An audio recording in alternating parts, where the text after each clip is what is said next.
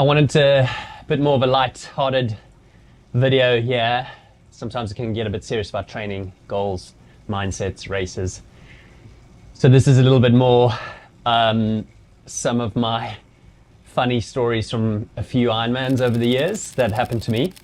Because often I go back there and have a little laugh. Some of them just classics, maybe you had to be there, but don't worry, they're not disgusting or anything. But it's often just nice to reflect, because this is what we do, you know. Sort of 12 years of Ironmans, maybe a bit longer, 13. Some good, some bad, some learnings. Just shows you the human side. I'm a coach, but I also make some classic mistakes, and also things just happen. Let's go back. Let's wind the clock back. Well, I'm a little going easy here on the turbo today. So 2008, it's pretty green. I waited years to do my first Ironman. I thought I'd get a bit closer to 30 years old. I think you can do Ironmans too young. I'd been doing half Ironmans, Olympic distance. So I was over in Switzerland with my good friend Nick Saunders. He was racing pro, he came fifth. So I was really green, I didn't know what I was doing. This was pre-kids. Now just before that race, it's like a July race, I had some shoulder surgery, not from training. I had some weird thoracic nerve problem. They removed a bit of first rib, so they had to do it because my bicep was swelling. But so I had absolutely zero time in the pool. No swimming, I couldn't swim, I wasn't allowed to. So it was maybe 8 weeks post-op, so needless to say, just survived my first Ironman lake swim, cold in Zurich, beautiful race, pouring with rain. All I remember from that race, I actually had a great experience overall, just over 10 hours. All I remember from that was Coca-Cola Haribos. My friends handing out Cola Haribos. Every time I see a Cola Haribo now, I think of my run route on Swiss Ironman. So nothing funny there. I'm just giving you a little bit of background. Moving into 09, I did a bit too much. I did 3 Ironmans. Firstly, starting South Africa in April. Bear in mind, it's my second Ironman. I vomited most of the run course, as we've all done. Then Bolton in the summer, in the Northern Hemisphere, I actually qualified, and qualified for Kona, for my first Kona. And that was probably an all right day, but I remember getting to Kona and of course being so green, and the big travel. I was probably a bit sick going into it because I'd overdone it. So I just remember being on a drip, being dragged, crossing the line. It's my first experience of an IV drip. Absolutely spent from the heat in Kona and the lava fields, and crossing the line, all tingling, and they're saying, "Oh, are you okay?" They're amazing. The volunteers come up to you straight away, every single competitor finishing. And I was like, "Yeah, no, it's fine." And I started getting limp, and I was hugging the lady, and I was like, "Oh, you're just amazing." And I just remember I couldn't carry my legs. I started dragging my legs behind me and hanging off this poor lady. And then I got into the med tent. Of course, they just take me straight in. They're so used to it. Do a little post-weight check because they weigh you before. So I'd obviously lost a fair amount of body weight. But just so clueless, you know, about hydration. And then I just remember, you know, the nurse comes in and out. If you've ever been in an IV, it takes like an hour and you start to feel amazing. But in the beginning, you're just so vulnerable. And I was like stroking the nurse's leg just because she was actually English. And I just remember sort of chatting to her, "Oh no, I live in England." And I was just delirious. And I was sort of, didn't realize I was rubbing her leg. She was like probably 30. She wasn't a nurse, she was a doctor. That was so embarrassing. And then I left. She was very pretty. I left and obviously apologized for that. My sister was waiting for me. She was mortified. So that was my sort of fourth Ironman. Moving into 2010, if you're still with me, there are two good stories, don't worry, coming. I went to what's called the Vine Man. This was just before my first child was born. So I was like living the dream. I wanted to go train hard over there. It used to be, it's in Santa Rosa. It turned into Ironman Santa Rosa. One of the best races out there, I think. Non-branded event. I came 7th maybe overall, but amazing day. You see some of those photos from there. Crazy. It's funny, I met my first coached athlete who stayed with me for 13 years. Jim stayed, he met me and his South African partner at the time. And we had a 13-year journey together. Unbelievable. I stopped with him beginning of 24. He needed to step away from Ironman. Wasn't doing his health any good. Lovely day. Now, 2011, my second Kona. I had to qualify, of course. I went to Bolton. Usual story. Nothing happened there that I can remember. But in Kona, I was definitely... that Kona I traveled, and I went to the doctor a few days before. I had like a classic head, sore throat. It's just pre-race. Put me on a 3-day antibiotics. Definitely didn't need it. I got held under during the swim for a period of time, which felt like minutes, but actually it was dreadful. When your arms come over and you get locked with 2 swimmers. Really put me off open water, like group swimming, the Kona start. Now it's a bit more mellow with big age groups. And I just remember hanging onto a lifesaver on those lifeguard, surfboards, and just like almost crying and having a full panic because you're out in the sea, in the ocean. It's the first 300 meters. So that kind of ruined my day. 2012, that was all fine. I went to Challenge Barcelona when it was still pre-Ironman branded. Had a PB there, so that was fine. But there's 2 years later, the year later, I went to try and go back, and I'll tell you about that. I tried to go back and do faster. So now we fast forward 2013, went back to the Ironman, and I was like, right, I want to go like top 5 here. I went all in, DNF'd, absolutely DNF'd. Now the heat in Santa Rosa is like 30, 35 degrees, beautiful dry heat in the vineyards.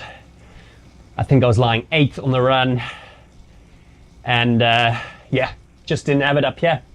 I took my 2.5-year-old then, he was 3, I took him a solo. I was just cooked. But then I was like, right, let's go to a fast course. Let's go to Barcelona again. So I told my then coach, right, I'm gonna just try and improve on like the 9:30 or whatever I did. So it had rained the night before. If you've ever been to a race where the rain comes down, on these dry roads, dry countries, all the gravel and the grit comes up and punctures left, right and center. Now I remembered I borrowed Craigo's front wheel, which was some sort of deep section, but it had tubbies on, the old tubular tires that now we've done away with. Of course, I didn't really know what I was doing. It's 2013, so 11 years ago. I could change a tubby, but I was like, what if I puncture? So you always carry one gas. I didn't even know if I had a tube. Anyway, 20 Ks in, bang, pew. Stopped, had some sort of sealant that I put in. It sort of worked. 2 minutes up the road, bang. That was my day, game over. So these guys are just whizzing out on the Barcelona course. And I'm standing there like holding a tubby, hoping like someone will throw me a lifeline. And they're all just shaking their head, sorry, blah, blah, blah, blah. So that was like 20, 30 minutes. And then I was like, what am I gonna do? This is horrendous. I've come all the way. I remember staying in the apartment with my friends, and I just remember the silk sheets. That's the funny part from that, lying on these silk sheets in this sort of Airbnb, hotel-y Airbnb, and just kind of feeling like lying solo in these sensual silk sheets. So then I started sort of walking, and I met this Spanish local. Comes up to me and starts talking to me in Spanish. And I'm like holding up my wheel, and he's like, come. And I was like, right? So I went into his house, like mid-race, right? This is just brilliant. He says, no, my son, he's Ironman. Bear in mind, I've like 45 minutes and starting to get hungry now. Nailed through all my food. So I go into this room, and he's just wheels and bikes. and his son's in London. So I tried to like say, can I leave my front wheel here, which was a deep section, beautiful, not mine, and I'll come get it tomorrow. So he gives me this training wheel, whatever's hanging up. I didn't care. I was like, whoa, I'm back on the game. Started that in. Of course, I was cold, and I just blasted it. And needless to say, you know, these puddles, I remember going through these puddles, and it was just shin deep water, so sliding right down from 40 k's an hour to like 20, and just hitting these massive rain sodden roads. Just so happy that I could ride again.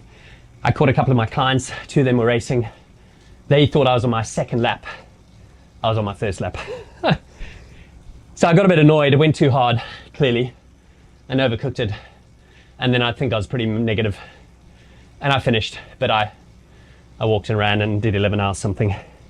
So that was, I just can't believe, oh, and I went back the next day, but then I had to remember, where was this house? Now these Spanish houses are all on this strip of road, look exactly the same.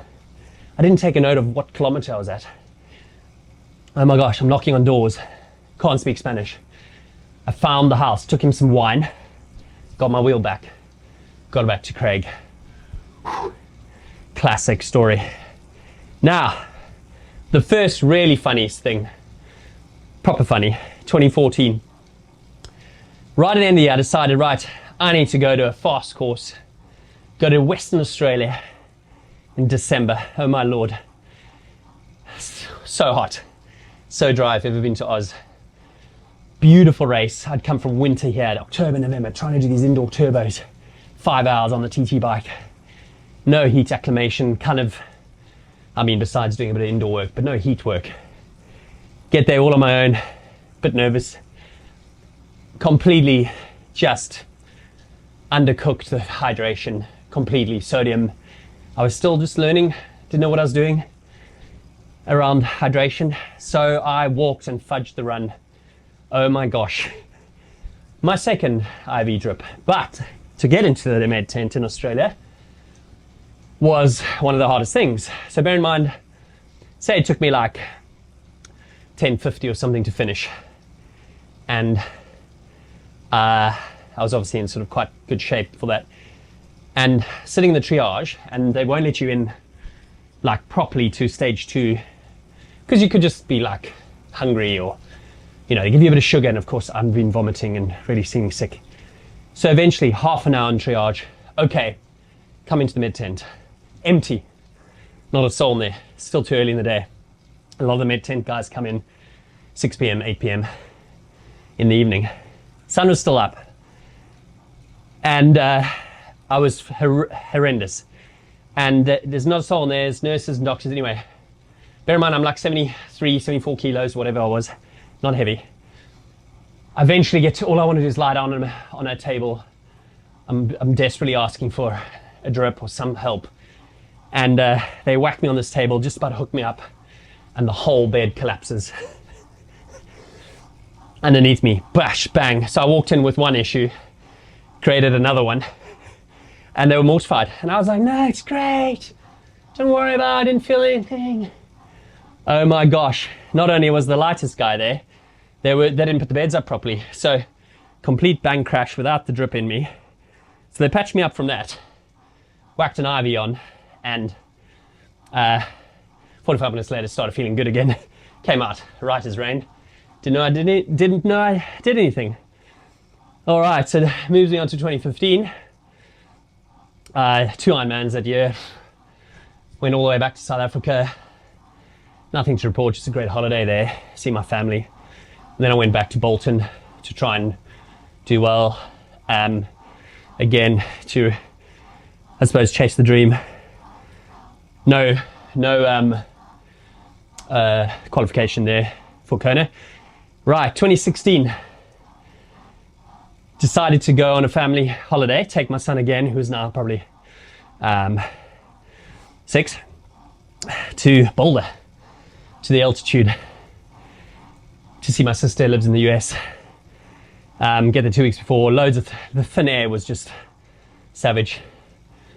Just as I'm lining up for the swim start, very relaxed. I generally stay super chilled. The work's done. Nothing can faze you. You just got to be like, oh. I'm laughing around, and the whole wetsuit tears on the inside, right up my armpit, just hanging out. And everyone's eyes just went like this, because of course, like it's equipment malfunction. It's a lake swim, it's like hit and miss warmth. Bear in mind, it's like July, August, hot. Water's not cold, but you want a wetsuit because it's buoyancy for slower swimmers. Just tore right open. So I was like, oh, well, I was going to take a spare one, funny enough. But who travels with a spare wetsuit? And then sorry about the annoying turbo, by the way. It's a pretty good tax turbo, but I think it needs a bit of service or something. Going up a hill, 220 watts. Wow, breaking records, yeah. Whole thing tore open. I was like, oh, great. What could go wrong? I swam, and every arm stroke, I just felt the whole lake passing through underneath my armpit. But it was absolutely fine. You just block it out, and that didn't ruin my race. But then it gave me more fire to do one later in the year. In September, October, I went to Weymouth in the UK. It's now only a 70.3. I was like, right, it's the first year they're doing it. Really hilly course, let's go. But the goal is just to run conservative, bike conservative, and really run nicely. Now, to get there, I went with my friend who was coming to support me. She drove. We were in an 8-hour, should have only taken 5 hours to get there. We're in a traffic jam on a big motorway in the UK called the M5. I ended up just couldn't sit any longer. Got out onto the motorway and just got onto my foam roller. And cars were all backed up. Just started doing a little bit of gentle mobilization, foam rolling on the Friday. Got some serious looks from the cars and the lorries behind me. I'll show you the picture of it. Never done that before in my life. But that was that. Got through the race. Did okay. Top 10 or something. But no fireworks. No qualification. 2017. Hang in with me. I did short course. I qualified for short course worlds, sprint, Olympic, half Ironman worlds. And then I was like, right, go to Florida. Let's try to do 4 repeats, 4 world champs through qualification in 1 year. I traveled with a client that year. I was super like buzzing. I had a DNF in Florida, my second one. I had a bad tummy on the race. The food in Florida where we were, I was in this car park, motel. So looking out to the car park every day. Bear in mind, Florida, beautiful white beaches. Of course, I was on a budget. And I was miserable. The food was terrible, just generally. Everything I tried to get, my stomach just went mental, but I had illness coming into it. So it was a combination of a perfect storm. So 21 Ks I lay down and fell asleep for an hour. And there was that day. Now, 2018, I just started seeing my current partner. So 6 years ago, and we've got a child together. She'd never been to an Ironman or a triathlon. Back to Bolton. I'm like, right, they've changed the course. Really hilly run, beautiful road, park to Queen's Park to support. So I'd see her loads. She was handing me some salt pills. So I crossed the line. I was feeling fine all day. And I just wanted to lie down. So of course, didn't know I was clearly getting delirious. So I ended up lying in a corner outside some sort of nightclub or something, all in the fag butts, lying with them all squashed to my face, thinking this was amazing, cuddling up and going, oh, it's so nice and warm, it's beautiful. So my friend Ellie pulled me up, said, right, straight to the med tent. I was like, nah, it's fine. My partner was like, is this normal behavior after an Ironman? What's going on? She didn't say anything, she was pretty tough. So then I went into the tent. Didn't want to go because I wanted to see all my mates. So then what did I do? Started touching up the nurse again. Not badly, just holding their leg. My girlfriend was with me. just started talking to him going, "Oh, it's just amazing. Thank you so much for all your support. You guys are just so good." Completely out of it. Again, my partner was like, "Gosh, I'm sitting right here. This is so not normal. What's going on?" And that's her memory of Ironman in the UK. We stayed in also another pretty bad hotel, which was about 400 degrees the night before, with no sleep. Again, budget. I've learned a bit. Pick some good accommodation. Oh, wait for it. Almost getting arrested in the US. If you've lasted this long. 2019. It's so funny actually going through these. Thanks. Quite enjoy sharing these stories. 2019, go to Santa Rosa. I'm like, right. The old Vine man, moved course. Ironman's bought the event. I loved it. Took 2 clients. Brucey and Jim. We swam in the beautiful Lake Sonoma. Oh, went out there. My sister lives there. Vineyards. So get through the race. I was actually flying.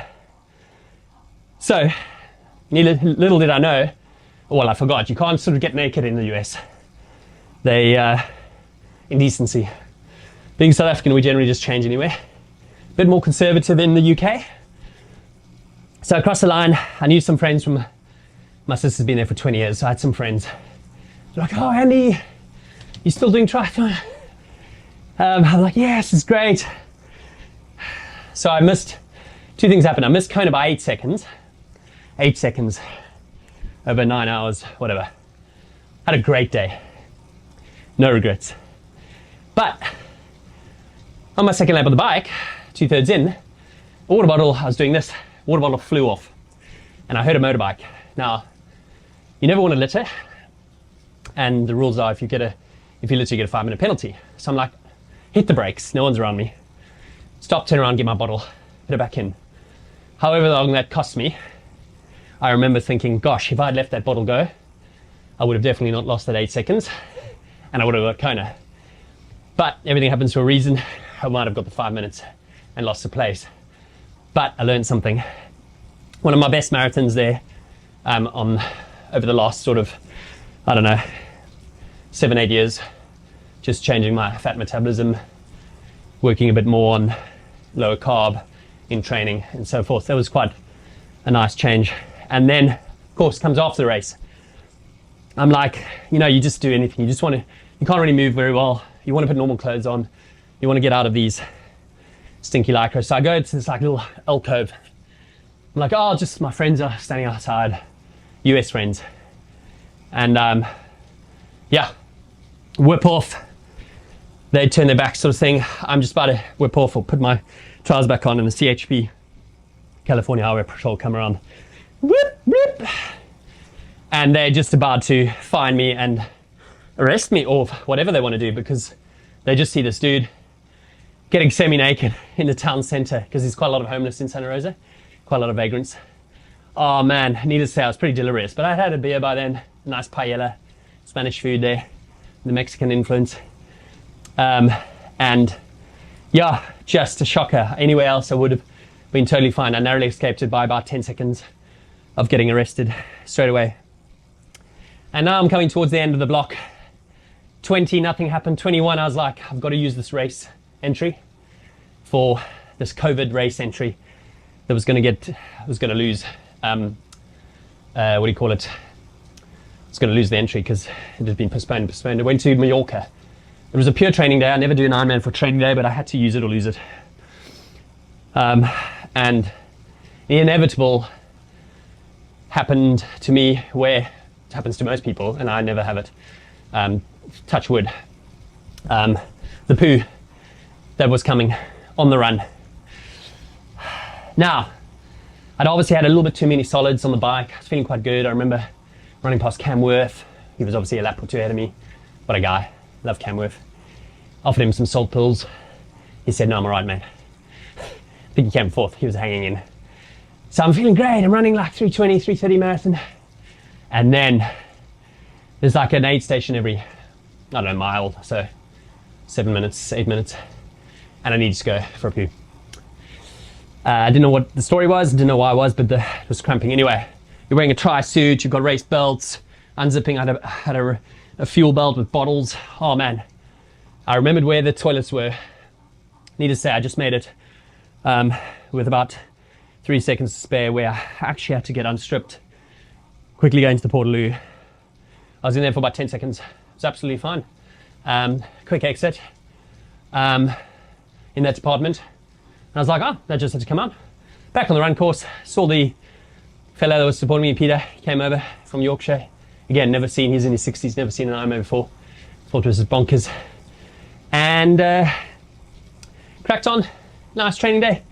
That led me to start training for South Africa in 2022, which, another great day. No, nothing serious there, just nothing funny, just punctures and stuff that I recovered from straight away. But when I got to Kona that year, that was my last time, man. I just wanted to go and have an amazing day.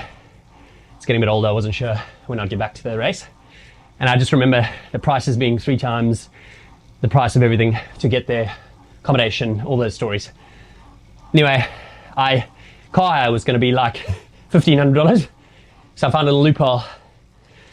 It came with a bit of I had this massive U-Haul. If you've ever been to the US, I put my sister's address in from California, so I was American. And I hired a U-Haul pickup truck with like a triple C at the front. And I drove around Kailua, Kona, in a U-Haul, and everyone thought I was a local, of course, but then my 10 grand TT bike in the back. And then when we went out to Harvey, took the guys out for a ride halfway by Kailua. And there I've got the big old diesel guzzler U-Haul, which is probably about $400 for the week. Anyway, to hire, to rent, but a nice top tip, you want to save money on car hire, do it from town, get a taxi in. The next day after your long flight, go grab a U-Haul. They do charge you per mile, but you don't really drive that much. I thought that was quite funny because my sister, I went to pick up at the airport from California and she was not expecting me to be in a removables truck, but that worked quite well.